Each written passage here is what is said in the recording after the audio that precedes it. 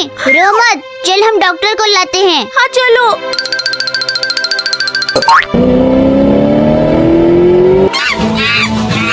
बोलो आराम से, सामने बंदर का बच्चा है। अरे दादा रुक जा। अरे नहीं रुक जा। बोलो तूने तो गाड़ी ठोक दी। दीदी जल्दी से बाहर निकलो। बोलो अब हम डॉक्टर के पास कैसे जाएंगे? दीदी गधा, चल उस पर बैठकर चलते हैं।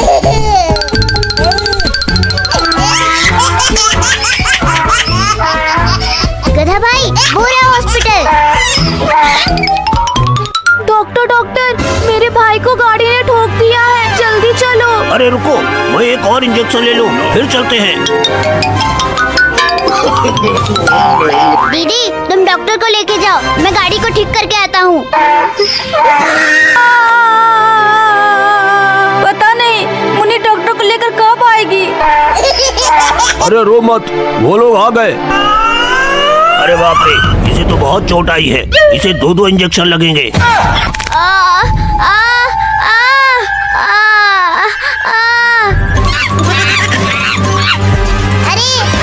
अरे कोई बचाओ, ये बंदर तो मेरे पीछे ही पड़ गया है। गोलू के बच्चे, तूने मुझे टक्कर मारी थी, अब मैं तुझे नहीं छोड़ूंगा। मुन्नी चलो गोलू को बचाने। ए पागल लड़के, इसे अभी एक और इंजेक्शन लगेगा, रुक जा। अब हम नहीं रुकने वाले। अरे बचाओ, ये बंदर मुझे काट लेगा।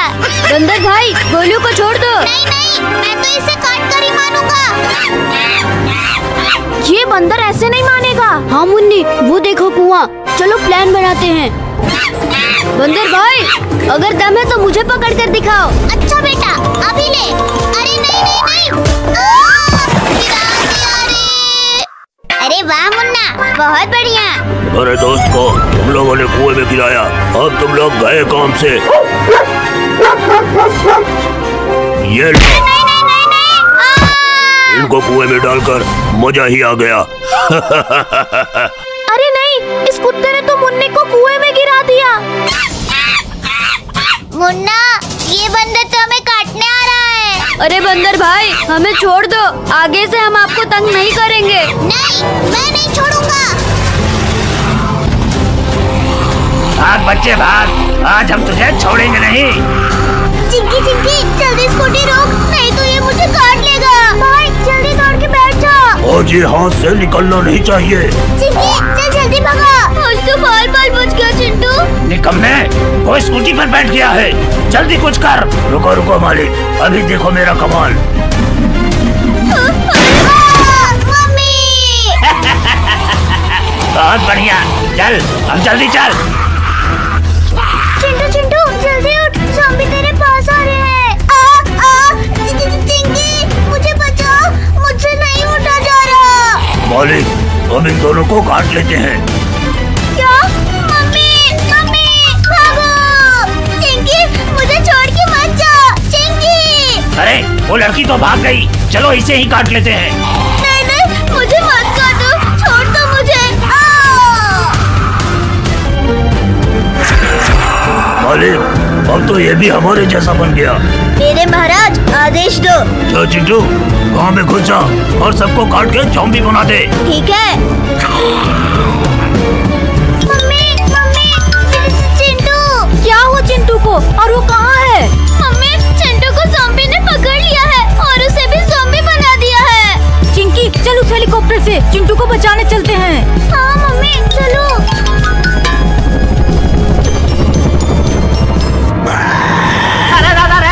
अरे ज़ॉम्बी, भागो। रुक जाओ, आज कोई नहीं बचेगा।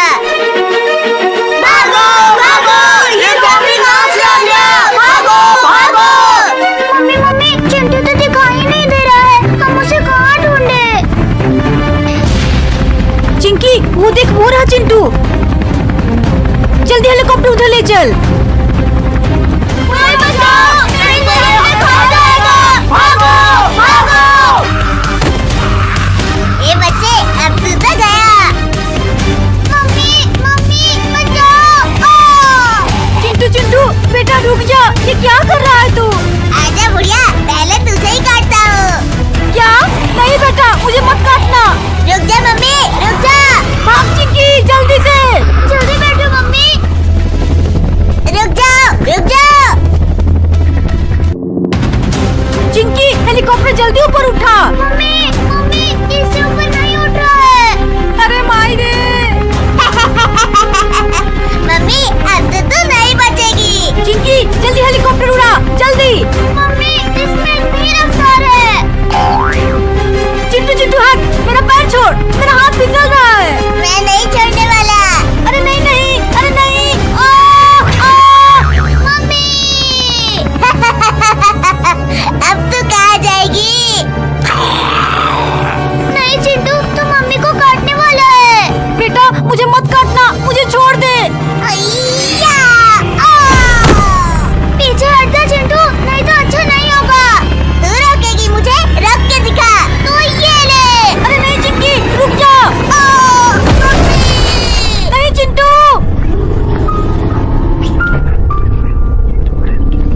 दोस्तों, आगे क्या हुआ जानने के लिए वीडियो को लाइक करने के बाद कमेंट में पार्ट 2 लिख दें।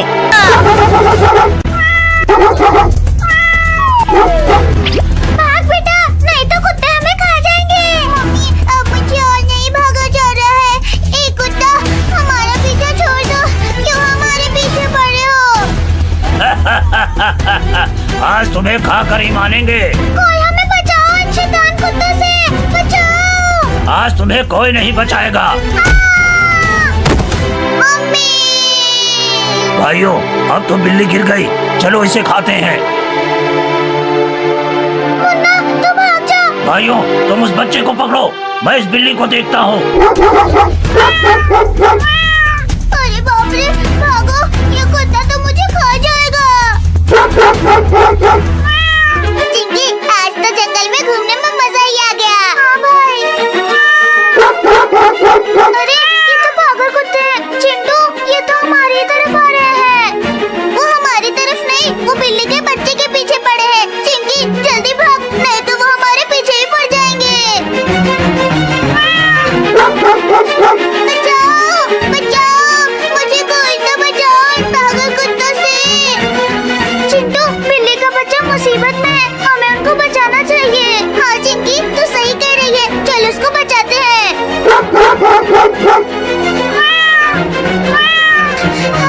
इन कुत्तों ने मुझे बहुत दौड़ाया। चिंटू चिंकी, हट जाओ, वरना ठीक नहीं होगा। चिंटू, ये तूने अच्छा नहीं किया, देख लूंगा तुझे। बिल्ली के बच्चे, अब तुम्हें डरने की कोई जरूरत नहीं है, हमने तुम्हें बचा लिया।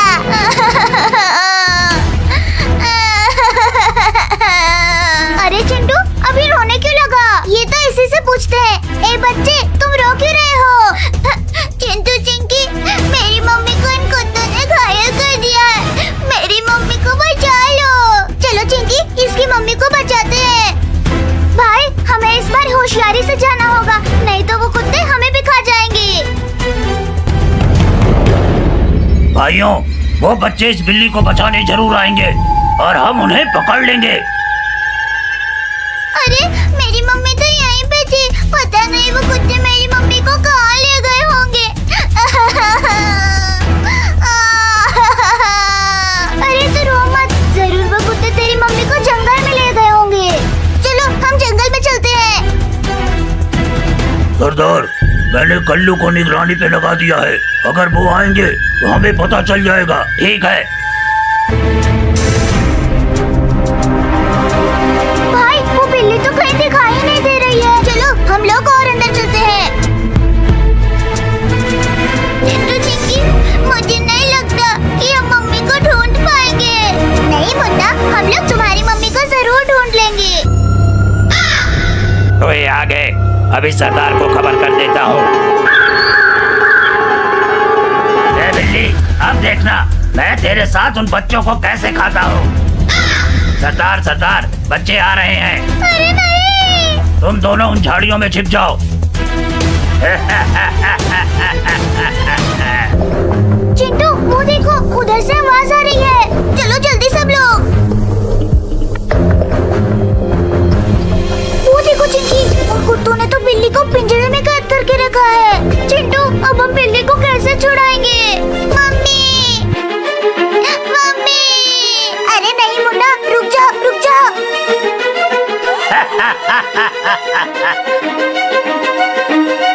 अरे बाप रे, इन्होंने तो हमें चारों तरफ से घेर लिया। अब क्या करें? अब कहाँ जाओगे बचकर? आखिर फंसी गए हमारे जाल में। अरे बाप रे, अब तो हम फंस गए। भाइयों, इन सबको नोच नोच कर खा जाओ। अरे नहीं, हमें मत खाओ, नहीं।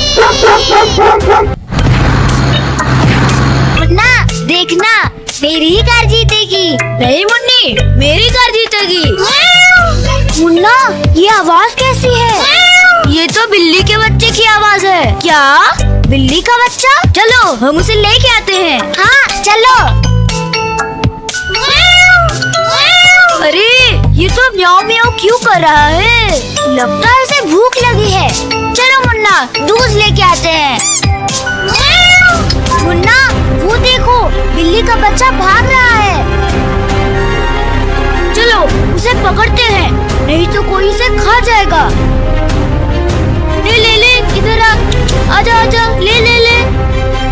ये बिल्ली का बच्चा तो बहुत तेज भाग रहा है मुन्ना। वो देखो स्कूटी, चलो उससे पकड़ते हैं। अब कहाँ जाएगा बचकर? अब तो हम तुझे पकड़ ही लेंगे। और तेज चलाओ मुन्ना, इस तरह से उसे हम कभी नहीं पकड़ पाएंगे। इस स्कूटी में इतना ही रेस है।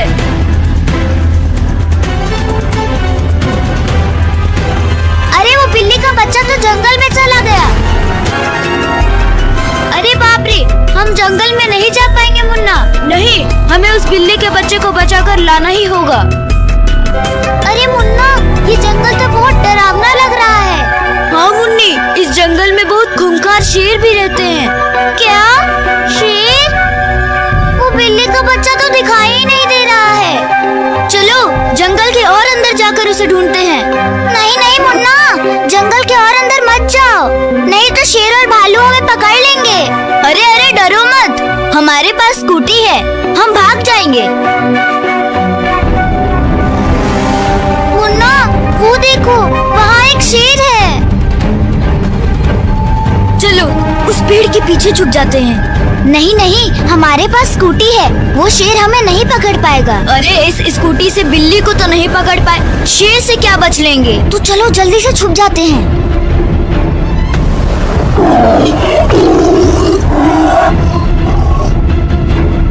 मुन्ना, अगर हम यही छुपे रहे तो बिल्ली के बच्चे का कोई काम तमाम कर देगा। जब तक वो शेर यहाँ से नहीं जाएगा तब तक हम यहीं छुपे रहेंगे। अरे मुन्ना, शेर ने तो हमें देख लिया, वो इधर ही आ रहा है। अरे दादा रे दादा। अरे वाह, मेरे बच्चे तो अंडा से बाहर आ गए। क्या हुआ मेरे बेटे, तू क्यों रो रहा है? मम्मी मम्मी, मुझे भूख लगी है। बच्चों जल्दी चलो, नहीं तो कुत्ते आ जाएंगे। मम्मी, मुझे बहुत डर लग रहा है। तो डर मत, मैं हूँ ना। हे भगवान, अब इतनी रात में मैं खाना कहाँ से लाऊं?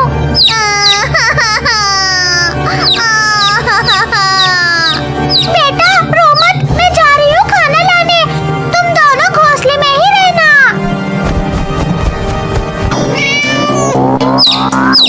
मम्मी, वहाँ ऊपर बेल के कुछ हवा डाली है, वहाँ पेड़ पर तोते के बच्चे हैं। मम्मी मम्मी, मुझे तोता का बच्चा खाना है। ठीक है, मैं लेकर आती हूँ। इतने सारे सेब तोड़ने में तो हमें रात ही हो गई। भाई जल्दी चल, मुझे तो बहुत डर लग रहा है। हे भगवान, इतनी रात में मुझे कहीं खाना नहीं मिलेगा। हाँ, वो इंसानी बच्चे कुछ ले जा रहे हैं। ए बच्चे, बहुत रो लिया, अब चल, तुझे मेरे बच्चे खाएंगे। नहीं, हमें मत खाओ। मम्मी। भाई, मैंने सुना है जंगल में भेड़िया आ गए हैं। मुझे भेड़िया से बहुत डर लगता है। ए पागल तोता, तूने हमारे सारे सेब गिरा